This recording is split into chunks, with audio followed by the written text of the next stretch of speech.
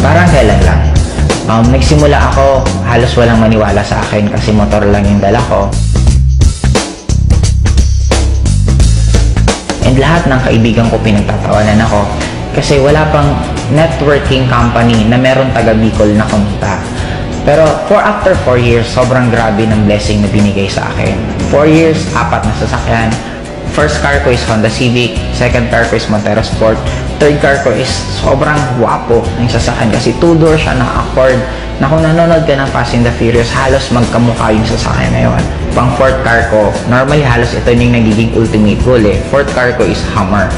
Na ang kagandahan dito, may maliban lang kasi since ang taas ng gas consumption ng Hummer, binigyan pa ako ng in-global ng bonus na profit sharing na worth 600,000. 350,000 para daw pang gas ko sa Hummer ko.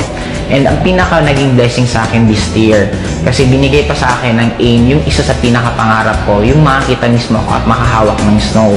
Nakapunta kami for 12 days sa United States, all expense paid, ni piso wala akong ginastos. Ang ginawa lang namin doon, walang iba kundi kumain, mag-shopping, mamasyal, sobrang sarap ng buhay.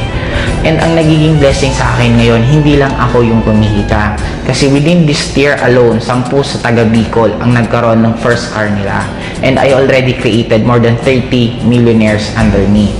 Ang isa sa pinaka-nasarapan ko sa Global, kung ako tatanungin mo bakit Global ang kinakarir ko, kasi ang dami kong choice kung ano yung pwede kong gawin na opportunity or pwede kong anong gawin na ibang bagay. Pero kaya Global ang ginawa ko for 2 reasons lang. Number 1, kikita ka ng sobrang daming pera in a short span of time. Right now, I'm already earning 7 figures per month. And by next year, I'm sure kikita ako ng nasa 8 figures per month. Ang pinaka-bottom line sa akin, hindi lang yung pera, pero yung magkakaroon ka ng lots of time para i-spend mo sa loved ones mo.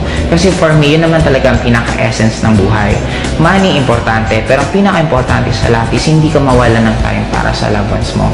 Kaya kung ikaw yung tipong tao ngayon na namumroblema ka ng pamasahe mo, namumroblema ka ng tuition ng anak mo, namumroblema ka ng kuryente, namimiss mo yung mga pamilya mo kasi nasa malayong kang lugar na ginagawa mo yun para ka lang kumita, meron ngayon na isang Global na kaya nang ibigay lahat ng pinapangarap mo.